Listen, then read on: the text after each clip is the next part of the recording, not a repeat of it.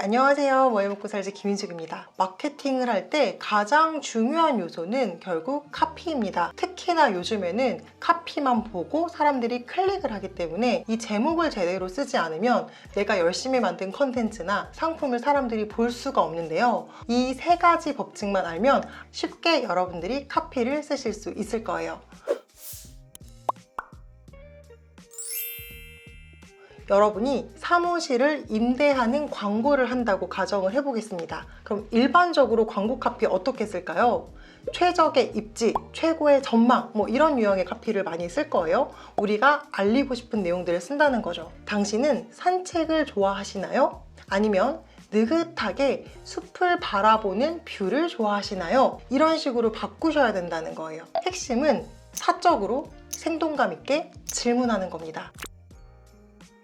먼저 첫 번째는 사적으로 쓰기입니다. 마케팅 카피를 쓸 때 사람들이 가장 많이 간과하는 사실이 내가 쓰는 글을 수백만 수천 명이 본다고 가정하고 쓰는 겁니다. 그 각각의 사람들이 핸드폰을 사용해서 1대1로 소통한다는 사실을 명심하셔야 돼요. 내 글을 한 명이 보는 거고 그 사람한테 직접적으로 내가 소통한다고 생각하고 쓰셔야 됩니다. 내가 하고 싶은 말을 자랑하듯이 설명하듯이 쓰는 게 아니라 상대방이 궁금한 것, 그들한테 필요한 얘기를 해주는 게 가장 중요한 첫 번째 비결입니다. 두 번째는 생동감 있게 쓰는 거예요. 내가 다 설명을 해주면 사람들 머릿속에 아무것도 상상이 되지 않고요. 이미지가 그려지지 않기 때문에 마음을 움직이는 게 어렵습니다. 사람들의 마음을 움직이려면 글을 읽으면서 우리가 전해주고자 하는 무언가를 상상할 수 있게 만들어야 돼요. 쉽게 생각하면 묘사를 많이 하면 된다는 건데요. 사람들이 이 글을 보고 특정 이미지가 연상될 수 있게끔 생동감 있게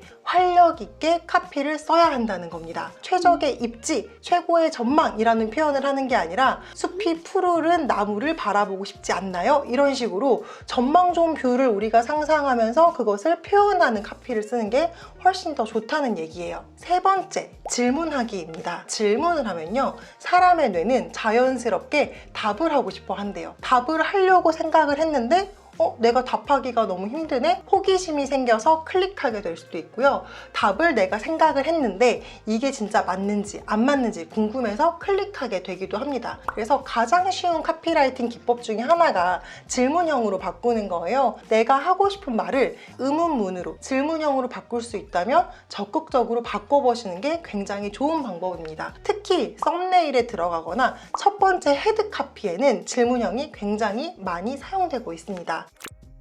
제가 이렇게 지금 설명한 내용이 좀 와닿지 않으실 수 있는데요. 이런 법칙들을 정말 다양하게 나열하고 상세한 예시까지 있는 책이 있습니다. 이 책을 쓴 저자는 마케터예요. 세일즈 카피, 그러니까 홍보 마케팅용 카피를 다듬고 훨씬 더 좋은 글을 만드는 데 도움을 주는 사람이라고 합니다. 하루는 이제 네트워킹과 관련된 주제로 책을 쓴 사람이 이 책을 팔고 싶어서 세일즈 카피를 쓰기 위해서 도움을 청하러 왔다고 합니다. 자, 무엇을 말하고 싶나요? 저는 사람들한테 네트워킹을 알려주고 싶어요. 어떻게 해야 네트워킹을 할 수가 있나요? 자신만의 자원을 활용할 수 있으면 됩니다. 자신만의 자원을 활용한다는 게 대체 무슨 말이죠? 그 비결이 뭔가요? 사람들의 대인관계에서 4-5차례만 건너면 사실상 모든 사람들과 다 접촉이 가능합니다. 자신의 네트워크를 잘 활용하면 누구나 만날 수 있습니다. 이게 이 저자가 사람들한테 얘기해주고 싶은 핵심 메시지래요. 이거를 사고 싶게 만들고 책을 펼치고 싶게 만드는 카피를 쓰려면 어떻게 해야 될까요? 자, 1차적으로 뽑은 문장입니다. 당신은 네트워크를 통해 이 세상 누구와도 접촉할 수 있습니다. 명확한 문장이에요.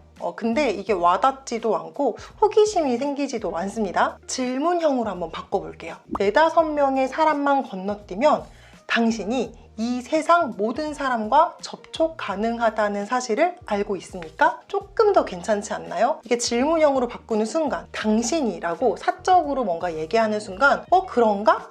어떻게 가능하지? 라고 한 번 더 생각해 볼 수 있는 여지가 생긴다는 거예요.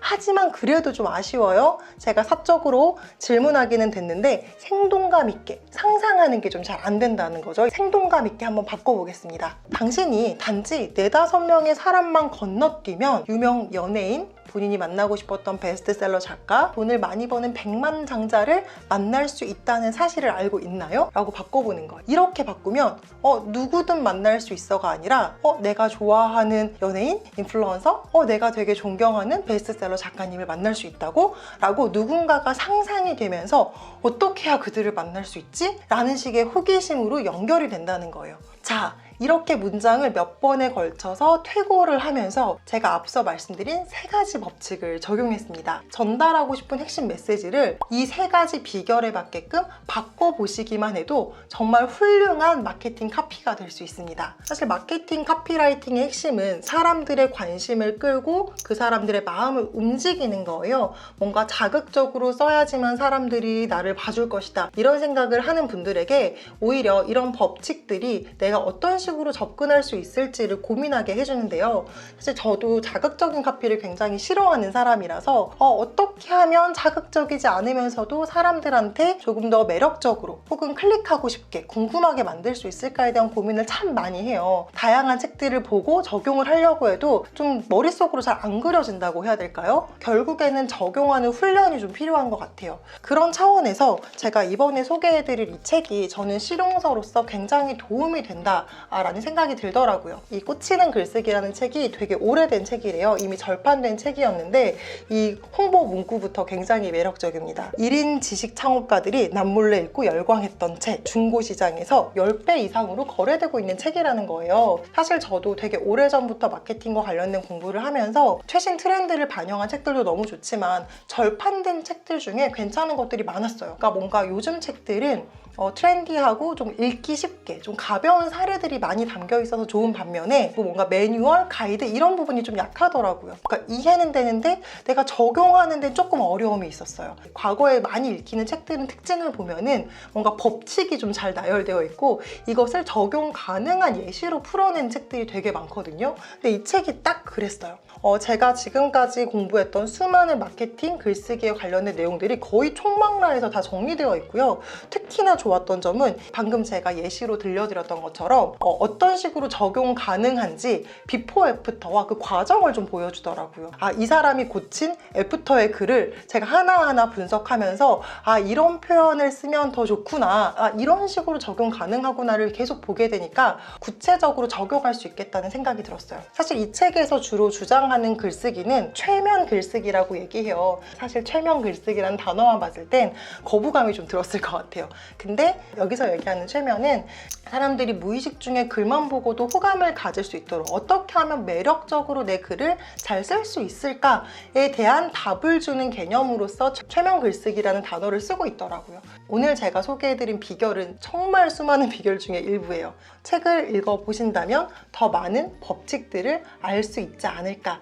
뭔가 다양한 마케팅 글쓰기 비법과 실질적인 적용 사례까지 궁금하신 분들이라면 이 책이 분명히 도움이 되실 거라고 생각합니다. 앞으로도 제가 읽는 책들 중에서 굉장히 유용한 정보들 꾸준히 알려드리도록 할게요. 그럼 오늘 영상 시청해주셔서 감사합니다.